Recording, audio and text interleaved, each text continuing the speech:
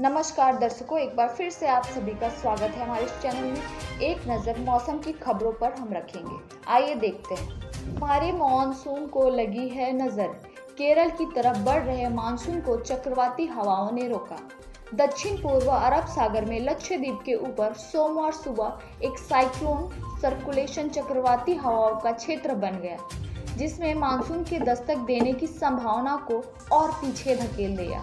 हालांकि केरल और तटीय कर्नाटक क्षेत्र में अगले 1-2 दिन में बारिश शुरू होने की संभावना है, लेकिन मानसून आने की शर्तें पूरी न होने पाने की वजह से उसे मानसूनी बारिश नहीं माना जाएगा। मानसून की उत्तरी सीमा बीते 4 दिनों से एक ही स्थान पर अटकी है। अरब सागर में जो बादल पश्चिमी हवाओं के साथ केरल की ओर बहुत धीमी गति से बढ़ रहे थे, वे अब साइक्लोनिक सर्कुलेशन की ओर खिंच गई है।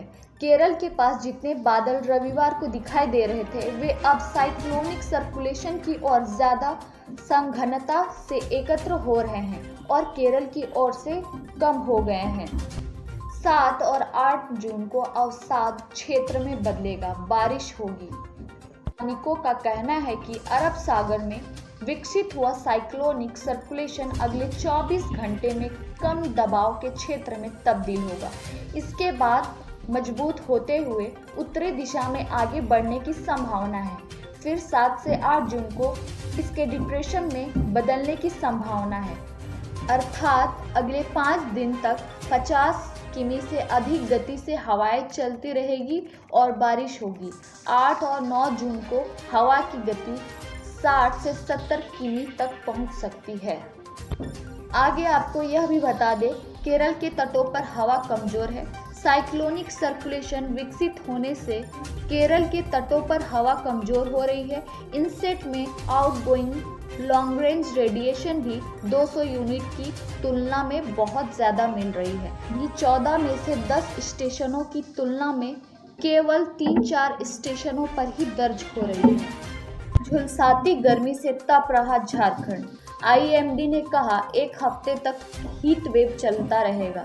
संथाल में येलो अलर्ट। रांची समेत पूरा झारखंड झुलसाती गर्मी से तप रहा है।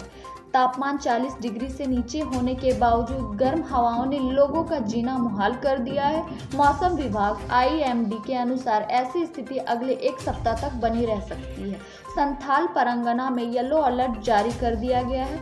कहा गया है कि 6 से 9 जून तक देवघर, धनबाद, दुमका, गिरिडीह, गोड्डा, जामताड़ा, पाकुड़ और साहिबगंज में हीट वेव चलेगी। इस दौरान पूरे राज्य में भीषण गर्मी की स्थिति बनी रहेगी और तापमान भी बढ़ेगा। मौसम केंद्र रांची के वैज्ञानिक अभिषेक आनंद ने बताया कि झारखंड में नमी आ रही है, इसी वजह से तापमान बढ़ रहा है। इधर रांची में दिन में गर्मी है, पर शाम के बाद थोड़ी राहत मिल रही है। सोमवार को रांची में दिन में काफ़ी गर्मी रही और दोपहर बाद कुछ इलाकों में 6 मिमी बारिश हुई। अभी 1 हफ्ते तक गर्मी से राहत नहीं है। अभी के लिए इतना ही। और भी खबरों के लिए हमारे साथ जुड़े रहें। धन्यवाद।